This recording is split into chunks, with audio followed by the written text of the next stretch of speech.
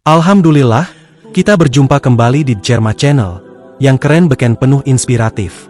Ayo channelnya di subscribe, like, komen dan nyalakan lonceng notifikasinya. Semoga menjadi nilai kebaikan. Di perjumpaan ini saya Saddam Hussein, akan mengkisahkan tentang pemuda Makassar sang penakluk pendeta wanita Medan. Ayo langsung saja kita simak perjalanan kisahnya berikut ini. Di tengah gemerlap Jakarta, sebuah kisah dimulai. Bukan kisah cinta biasa, tapi kisah pencarian akan kebenaran yang lama tersembunyi di balik sekat-sekat keyakinan. Dari Medan ke Makassar, dari salib ke cahaya, seorang wanita anggun, berambut lurus sebahu, mengenakan blazer abu-abu dan salib kecil di lehernya, sedang check-in di sebuah hotel mewah di kawasan Sudirman. Namanya Pendeta Ruth Mariani, 34 tahun, utusan dari gereja Protestan di Medan. Ia datang ke Jakarta untuk menghadiri konferensi pendeta se-Indonesia Timur. Seorang wanita yang cerdas, vokal, dan dikenal sangat setia pada misinya untuk menyebarkan kasih Kristus. Ruth duduk sendirian di lounge hotel, dengan secangkir kopi hitam di tangan dan Alkitab terbuka di depannya. Seorang pria muda mengenakan kemeja putih dan celana jeans duduk di kursi seberang. Ia tersenyum sopan. "Pria, permisi, Mbak. Di sini kosong kan?" Ruth tersenyum ramah. "Silakan, saya juga cuma duduk-duduk santai." "Pria, saya Arfan. Lagi singgah sebentar di Jakarta, asli Makassar." "Ruth, oh iya? Saya Ruth, dari Medan. Lagi ada konferensi pendeta di sini." Arfan mengangguk. "Wah, luar biasa. Pendeta ya? Jarang saya ketemu langsung. Berarti tugasnya berat, ya?" Ruth tersenyum bangga. "Berat, tapi mulia. Menyampaikan firman Tuhan itu bukan sekadar pekerjaan, tapi panggilan hidup." "Arfan, subhanallah, saya suka dengar orang bicara tentang panggilan hidup. Saya juga punya prinsip begitu, cuma jalurnya beda aja, saya Muslim." "Ruth, jadi beda keyakinan kita." Arfan tersenyum santai. "Beda, tapi tetap bisa saling menghargai, kan?" Malam makin larut, mereka masih berbincang. Dari sekadar basa-basi, menjadi percakapan yang dalam. "Ruth, kalau saya boleh tanya, Arfan, menurut kamu, apa inti ajaran Islam?" "Arfan, tentu boleh. Islam itu tentang ketundukan total kepada Allah yang Esa. Dia yang menciptakan langit dan bumi. Dan yang saya pelajari, Islam sangat logis dan menyeimbangkan antara akal dan iman." "Ruth, menarik. Kalau dalam Kristen, kasih menjadi inti ajarannya. Tapi saya jujur penasaran juga, kadang saya bertanya-tanya, mengapa ada banyak versi tentang Tuhan dalam tradisi Abrahamik?" "Arfan, itu pertanyaan penting, Ruth. Dan kalau kamu berkenan, kita bisa terus diskusi soal ini nanti lewat WhatsApp atau Zoom. Saya bukan ustaz, tapi saya senang berdiskusi. Siapa tahu kita sama-sama belajar." Ruth tersenyum. "Boleh, saya suka orang yang terbuka untuk diskusi. Ini nomor saya." Mereka saling tukar nomor. Musik lembut dari ruang lobi hotel mengalun. Wajah Ruth yang tampak berpikir dalam. Pertemuan singkat itu ternyata bukan kebetulan. Ada hati yang terusik, ada rasa penasaran yang perlahan tumbuh. Ruth kembali ke ruangannya malam itu. Tapi pikirannya tinggal di lounge hotel, bersama dialog yang terus mengendap. Ruth duduk di depan laptop di kamarnya, menatap kosong ke layar sambil menggenggam salibnya. "Tuhan, benarkah ini bagian dari jalan MU? Mengapa kalimat-kalimat itu terus mengusik hatiku?" Dan malam pun larut, tapi benih cahaya baru mulai tumbuh di hatinya. Silakan sobatku channelnya di subscribe, like, komen dan share untuk mengikuti kisah inspiratif lainnya, juga menjadi nilai kebaikan. Perjalanan batin sang pendeta wanita yang menakjubkan, sebuah pencarian akan kebenaran dari sudut yang tak biasa. Sahabat inspiratifku yang berbahagia, suasana sunyi malam, suara notifikasi HP berbunyi lembut, dan malam pun berganti pagi, dan Ruth Mariani kembali ke Medan. Tapi ada sesuatu yang ikut bersamanya pulang, sebuah percakapan yang belum selesai, sebuah benih rasa ingin tahu, dan sebuah nomor WhatsApp dari pemuda Muslim asal Makassar. Ruth duduk di ruang tamunya, mengenakan baju kasual, menatap layar laptop. Ia membuka WhatsApp, lalu terlihat pesan baru dari Arfan. "Selamat malam, Ruth. Semoga perjalanan pulangnya lancar. Masih ingat obrolan kita tentang konsep Tuhan? Kalau kamu ada waktu, boleh lanjut ngobrol virtual. Saya sudah siap dengan secangkir kopi. Wajah menyeringai dengan mata bahagia. Ruth tersenyum, lalu membalas. Perjalanan lancar, puji Tuhan. Dan iya, saya masih ingat. Bahkan terlalu ingat. Wajah tersenyum dengan mulut terbuka dan keringat dingin. Oke, kita video call? Arfan di Makassar tampak duduk di ruang tamu sederhana. Ruth terlihat di rumahnya di Medan. Mereka tersenyum saling menyapa. Ruth, kamu bilang Islam itu logis. Bisa dijelaskan? Saya terbuka untuk mendengar, tapi jangan berharap saya langsung percaya. Wajah tersenyum dengan mulut terbuka dan keringat dingin. Arfan tersenyum santai. Santai aja. Saya nggak punya target ngajak kamu pindah keyakinan. Tapi saya percaya, dialog itu bagian dari mencari kebenaran. Jadi begini, dalam Islam, Tuhan itu satu, Esa, tidak beranak dan tidak diperanakan.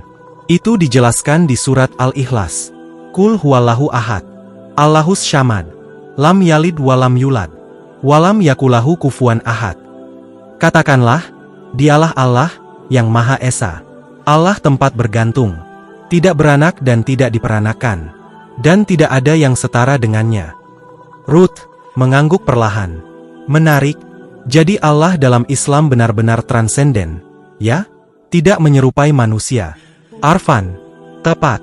Dia tidak bisa disamakan dengan apapun. Bahkan dalam Islam, menggambarkan Tuhan dalam bentuk fisik itu dilarang.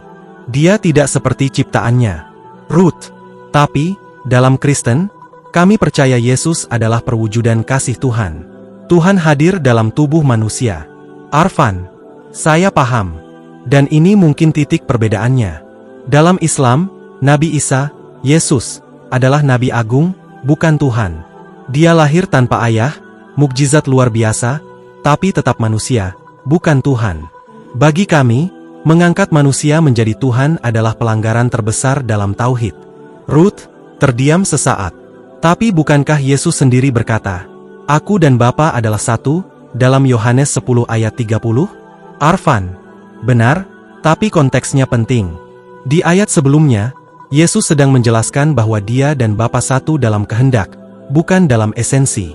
Bahkan di Yohanes 17 ayat 21, Yesus berdoa agar murid-muridnya pun menjadi satu, seperti dia dan Bapa. Ruth, mata membesar perlahan. Tunggu, jadi maksudmu, itu bukan pernyataan bahwa dia Tuhan? Arfan, begitulah pemahaman Islam. Kami mempelajari Injil dengan hati-hati. Bahkan ada banyak ayat lain yang menunjukkan bahwa Yesus berdoa kepada Tuhan. Artinya dia tunduk, bukan Tuhan itu sendiri. Ruth, seperti? Arfan, Matius 26 ayat 39. Di Taman Getsemani, Yesus sujud dan berdoa. Ya Bapakku, jikalau sekiranya mungkin, biarlah cawan ini lalu daripadaku. Dia menunjukkan ketakutan, ketundukan. Dan dalam Islam, sujud seperti itu adalah bentuk ibadah. Ruth menunduk, terdiam sejenak. Jujur ya, saya baru pertama kali dengar tafsir seperti ini, dan saya merasa gelisah, tapi juga penasaran. Arfan, itu hal baik, Ruth. Gelisah artinya hatimu sedang hidup. Jangan takut bertanya. Kebenaran tidak takut diuji. Ruth menutup laptopnya perlahan. Wajahnya yang penuh tanda tanya. Ia memandang salib kecil yang tergantung di dinding.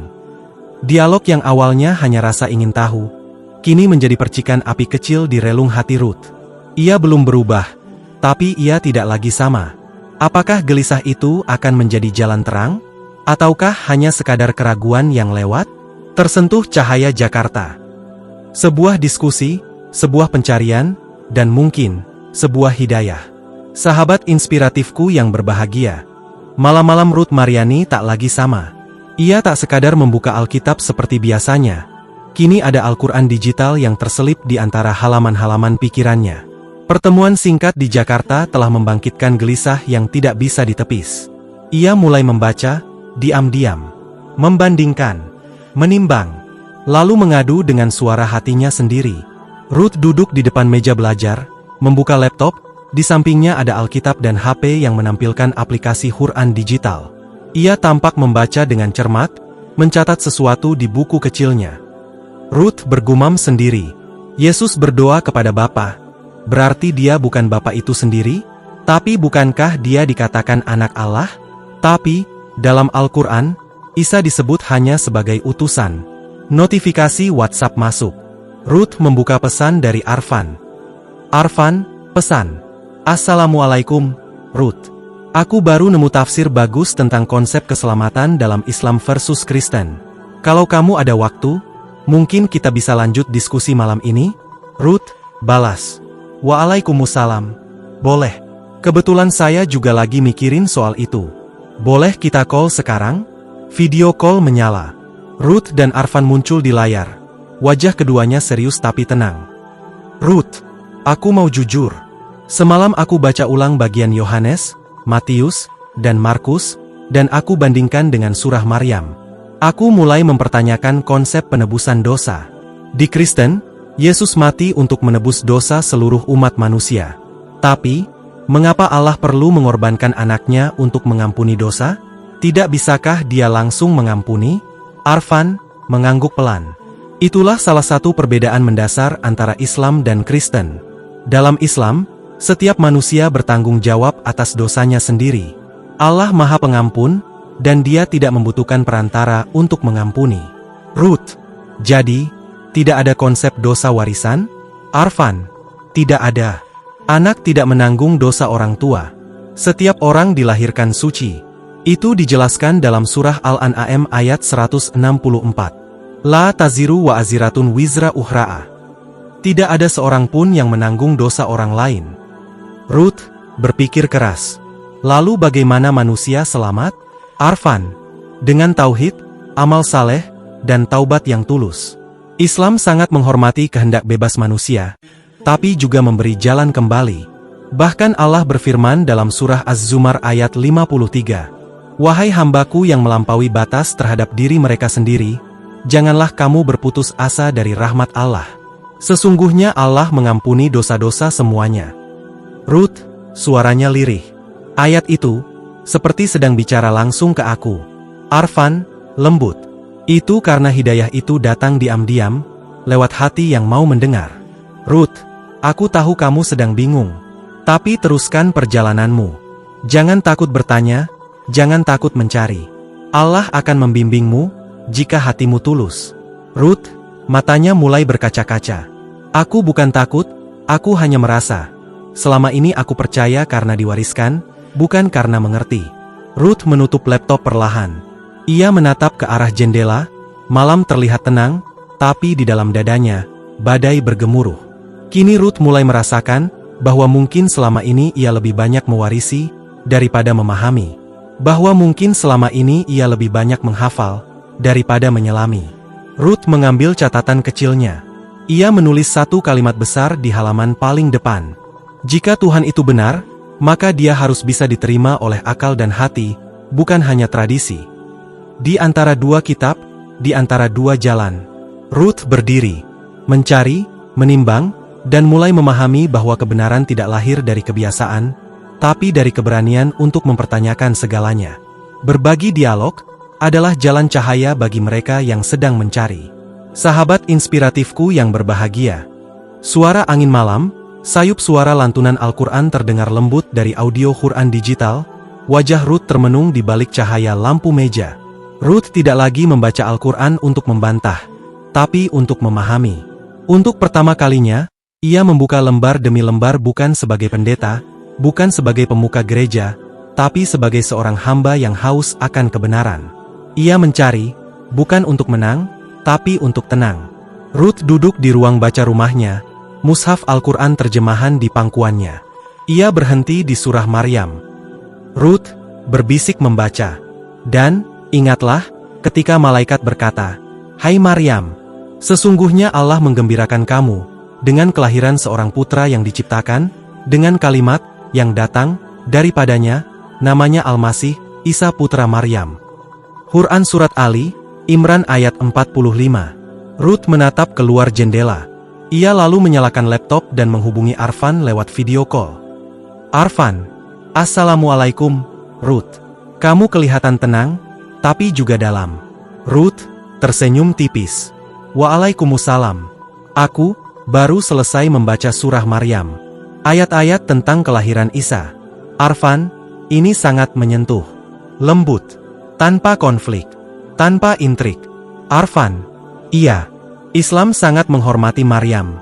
Bahkan, satu-satunya wanita yang disebut namanya secara langsung dalam Al-Quran. Dan menjadi nama surah sendiri, hanyalah Maryam. Ruth. Tapi, di Quran, Isa tidak disebut sebagai Tuhan, hanya sebagai kalimat dari Allah, dan roh darinya. Apakah ini tidak bertentangan dengan iman Kristen? Arfan, pertanyaan bagus. Dalam Islam, Isa itu kalimat dari Allah, karena dia tercipta dari firman, kun, jadilah. Seperti Adam, yang juga diciptakan tanpa ayah. Tapi tidak pernah diangkat sebagai Tuhan. Ruth, tapi di Yohanes 1:1 tertulis, pada mulanya adalah firman, firman itu bersama-sama dengan Allah dan firman itu adalah Allah. Itu yang selalu kami yakini sebagai bukti keilahian Yesus. Arfan, aku tahu ayat itu. Tapi ada penafsiran yang lebih netral.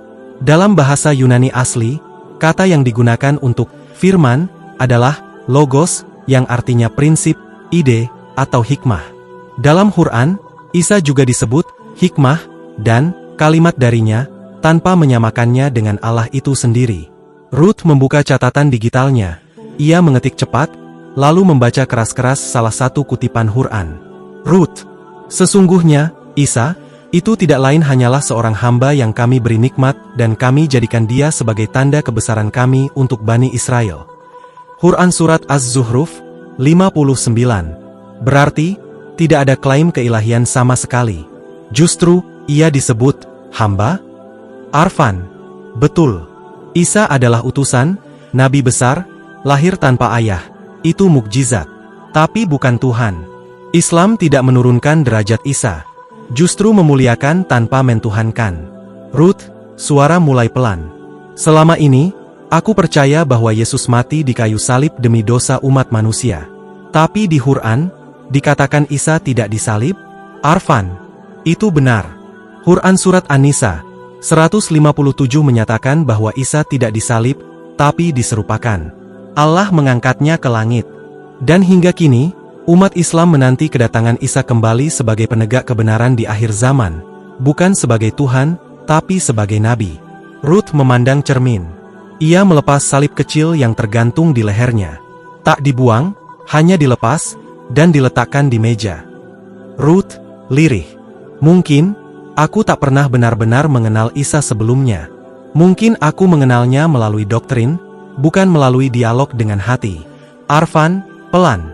Mungkin, sekarang kamu sedang mengenal Isa yang selama ini tersembunyi di balik simbol-simbol.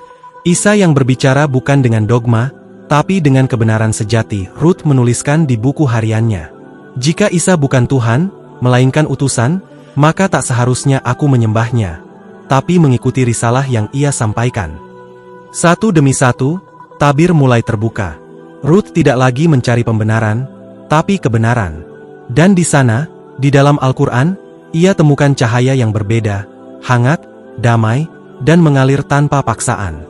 Dalam diam, dalam pencarian, Ruth mulai melihat wajah Tuhan yang sebenarnya, bukan dalam bentuk, bukan dalam patung, bukan dalam dogma, tapi dalam kalimat yang hidup.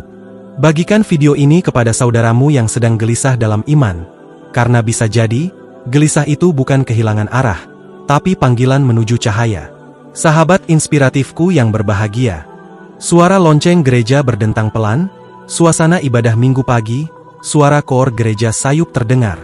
Hari Minggu kembali datang, dan seperti biasa, Ruth berdiri di depan jemaatnya. Tapi ada yang berbeda. Kata-kata yang dulu mengalir lancar dari mulutnya, kini terasa berat. Hatinya mulai bertanya, apakah yang ia ucapkan masih sejati? Atau hanya gema dari keyakinan yang mulai retak? Gereja kecil di pinggiran medan. Ruth mengenakan jubah putih pendeta. Ia berdiri di mimbar, membuka Alkitab, tapi matanya kosong, seperti terpecah dua. Ruth, suara hati.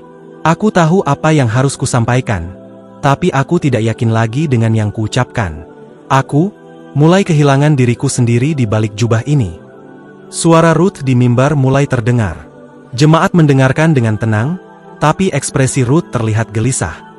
Ruth, kasih Kristus adalah keselamatan, dan kita percaya bahwa Dia berhenti sejenak, menunduk, lalu menarik napas panjang. Ruth, maafkan saya. Senyap. Jemaat mulai saling pandang. Ruth, mari kita akhiri kebaktian hari ini dengan doa saja. Ruth kembali ke ruang pribadinya di gereja, terduduk di kursi, membuka Alkitab, lalu menatap layar HP. Ia menghubungi Arfan. Ruth, via call. Arfan, aku rasa, aku sudah tidak bisa membohongi diriku sendiri. Arfan, lembut. Apa yang terjadi? Ruth, tadi di mimbar, aku kehilangan kata-kata. Aku tidak bisa melanjutkan. Hatiku menolak untuk menyampaikan sesuatu yang tidak lagi sepenuhnya aku yakini. Arfan, itu bukan kelemahan, Ruth. Itu kejujuran. Dan kejujuran adalah langkah pertama menuju cahaya. Ruth dan Arfan duduk dalam call. Arfan membuka mushaf Quran dan membacakan satu ayat. Arfan, ada satu ayat yang mungkin bisa bicara kepadamu, Surah Az-Zumar ayat 17-18. Dan orang-orang yang menjauhi taghut agar mereka tidak menyembahnya dan kembali kepada Allah, bagi mereka kabar gembira. Maka sampaikanlah kabar gembira itu kepada hamba-hambaku yang mendengarkan perkataan, lalu mengikuti apa yang paling baik di antaranya. Mereka itulah orang-orang yang diberi petunjuk oleh Allah, dan mereka itulah orang-orang yang berakal. Ruth, mata berkaca-kaca. Aku mendengar, dan aku ingin mengerti. Tapi bisakah aku lepas dari semua ini? Dari jabatan, jemaat, keluarga? Arfan, hidayah kadang datang bersama ujian. Tapi Allah takkan membiarkan hambanya sendiri.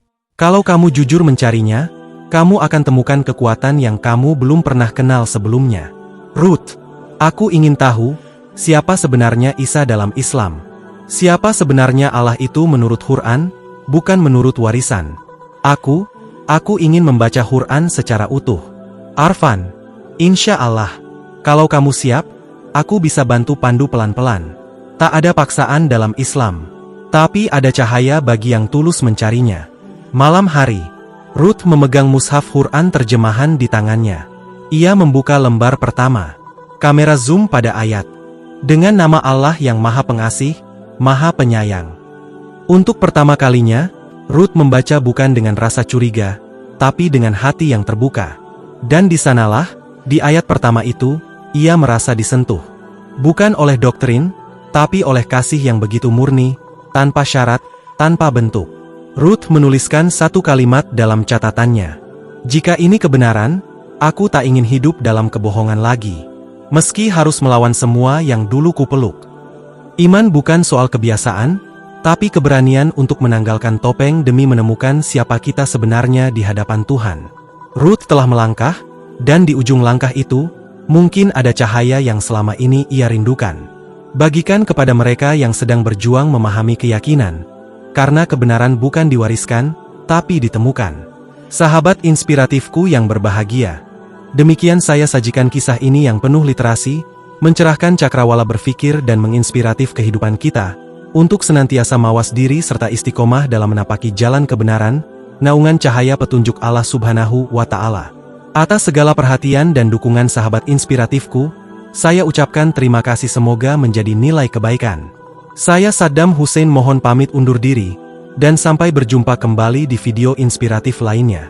Saya sudahi perjumpaan ini dengan mengucapkan, wassalamualaikum warahmatullahi wabarakatuh.